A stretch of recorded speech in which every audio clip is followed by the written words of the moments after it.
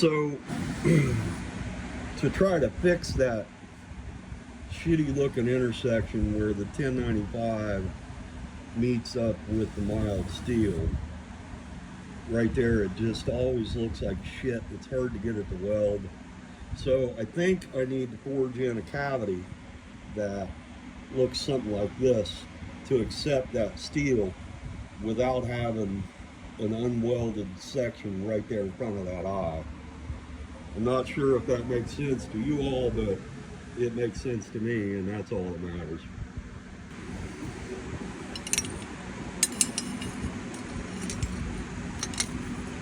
So we'll try that.